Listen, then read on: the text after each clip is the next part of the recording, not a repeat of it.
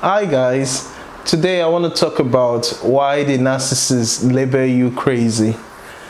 Narcissists, yeah, they tend to label their victims crazy in order to escape accountability. So what they do basically when you're in a relationship with them, obviously you don't know them, you don't know much about them. They could be drug addicts, sex addicts, they could have different form of addiction, yeah, so they'll keep that things a secret from you. So when you meet them, you fall in love with that facade. So what narcissists do is when they are triangulating, for example, they are triangulating, let's just use that as an example here. Like when they are doing their triangulation, their victims, usually they are not fools, so they will see subtle signs like something is not right, something is going on.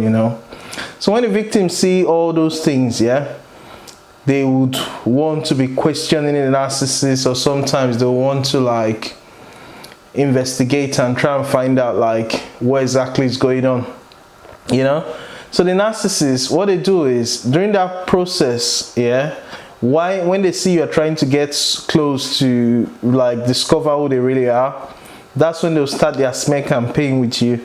And they have two types of fly monkeys. They have the fly monkeys that are willing participants. Those are the ones that know the narcissist all their life, but they are cool with the narcissist. They are the sort of friends that maybe they could know that your partner is cheating, but they are still friends. They even know about the other people they are seeing, but they keep it away from you. So those are the willing fly monkeys, yeah. Then they also have the fly monkeys that doesn't know anything, that the narcissists always try to protect their false image too, that they're still trying to impress. So those are the ones the narcissists will play victim to and say, oh, maybe I've been seeing this person, and this person is quite how will I say, controlling. They'll use the word controlling, they'll use the word crazy. This person is always ringing my phone all the time, and it's a lie. Narcissists, they're so crazy and delusional.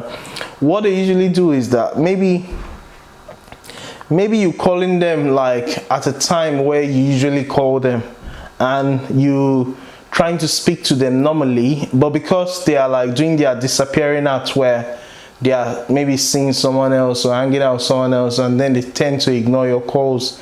And sometimes their partner may be genuinely concerned about their welfare because they don't know much about the narcissist. They are still in love with the facade. So what tends to happen is that during that period when you are trying to reach the narcissist will be be showing people evidence oh, see, this person is so, I think I'm tired of this relationship, and they'll be seeking advice from people playing a victim. Some people even tell them, oh yeah, you shouldn't be in a relationship with that kind of person, stuff like that. And they don't even know the narcissist is just a liar, a cheat, and a manipulator. You understand what I'm saying? So, but when the narcissist is dealing with the ones that are willing participants, those ones are the willing participants. Those are the type that could even, lie on behalf of the narcissist and tell maybe the narcissist partner oh, we're together on this day. When the narcissist will say, oh, you were ringing me, I was chilling with my friend, my battery died, that's why I couldn't contact you, and things like that. Those are the sort of friends that the narcissist will actually ring and say, was I not with you on that day? And then they will confirm and say, yes, we're together, it's nothing. Meanwhile, they know willingly that it's all a lie, that it's all a bunch of BS, that the narcissist was never there with them. So while you are trying to see all these things for yourself, yeah, the narcissists, one thing they do is they label you crazy, for it's used to people that don't really know them, that they're trying to impress. It could be their parents. Some of them, for example, if you're in a marriage with a narcissist, yeah, and you're trying to you guys are having issues, the parents, some of them might still believe that facade. So the narcissist is not going to tell their parents and say, that's if the parent doesn't know that the child is a narcissist or understanding anything about narcissism. They're not going to say, oh, you know what, I've been this horrible person. I lie to everybody I know. Oh, I cheat on everybody I've been with, you know. I'm this monster. I'm drug addict. I'm sex addict. I'm this. They're not going to tell their parents that. They're not going to tell their friends that. Rather, they would do the, oh, I'm a victim, you know, look at all I've been through, you know, stuff like that, you know. They sort of play that victim role, whereas the parents will be thinking like, oh, they're trying to save the narcissist and say, oh, you know what, you need to get out of this relationship. Some people will even offer them houses, some people will even offer them money and things like that. So they've been defrauded by the narcissist, but they don't even know. So then, secondly, when they are with their friends, the willing participant. The willing participant, why those ones are willing is because they know what the narcissist is enjoying from the victim. So most of them will be like, the sort of advice they tend to give the narcissist, because they know the narcissist is a narcissist, they know that the narcissist is not a victim. They'll just be like, okay, you know what, why don't you just stick with him and enjoy more of what you're already getting? Or they'll give advice like, okay, why don't you abandon him and you could get someone better that could do this and that for you. You understand? Those are the sort of advice the willing participants give the narcissist. But the ones that they don't understand like what's going on, they're thinking they're helping the narcissist and trying to save the narcissist from maybe a bad situation, which is false, you know. So where you get caught in the middle is when the narcissist label you crazy. So what the narcissist does is that, you know, they'll tell the people that are unaware about their narcissism and say, oh, the ones that are trying to save them, they'll tell them like, oh, there's this crazy guy trying to do all these things to me. Then they will use the willing participants to back their claim. You know, so that willing participant too would tell those people like, oh, it's true, you know, I've witnessed things that they didn't even witness. Oh, it's true, you know, I've seen things that they didn't even see. Oh, it's true, you know. So that's why you'll be crazy.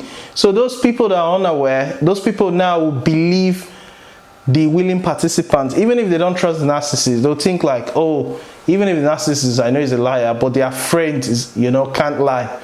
You know, so they'll believe the narcissist will use that false weakness, yeah, to get a greater advantage. You understand what I'm trying to say? So that's why narcissists, that's why when you are trying to expose them or you're trying to do this and that or you're feeling that, you just be like, you're crazy, you know. So just let it go. Don't spend time doing any of those BS. Just move on with your life, better yourself, focus your mind and attention on your personal growth and how to get yourself better. So that's what you need to do, you know. So I thought I'd explain it so you guys understand like how it really works, you know, when you're being labeled crazy and you have nowhere to run to. So it's because of things like that, you know. So the narcissists use their both flying monkeys, you know, like the ones that is willing to lie, bear false witness and do all them things, and also use the flying monkeys that think they are saving the narcissist. So, you know, so that's what the narcissist does. So for example, now the narcissist could say, oh, this guy is such a crazy person, or this person slapped me, or this person violated me, you know. They could run to the police, for example, and then the police now hearing a report, oh, somebody slapped someone or assaulted someone.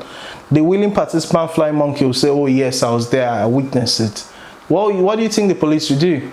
They'll go after the innocent person that perhaps didn't do anything, because why? They believe they have a witness. And also, so that's how narcissists do. That's how they label people. And then when you are trying to like expose them, you know that during that phase where the narcissist is doing all the crazy art and you're trying to maybe reason with the narcissist, you've been communicating with them, you've been in contact trying to speak to them, they will be saving all those things as evidence against you. So for example, maybe you get frustrated, the narcissist like you know, gets you really, because they could get you really like, you know, like they could use their gaslighting to get you really upset, that you go out of character and maybe you say some certain things or things like that. So they would document those things and be like, oh, look at evidence, this person is this, but they will never tell the full story. You know, they will never like go to people that they know could see through that facade and say, wait a minute, You know, you say this, but this and this don't add up. No, no, no. All the narcissists need is people that are trying to save them and the willing participant to back their claim. You know, so that's what narcissists do.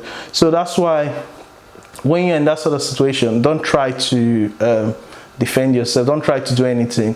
Just document everything you've been through with a narcissist. Make sure it's all documented, and also make sure that you have good character. Don't let the narcissist manipulate you to getting out of character at any time.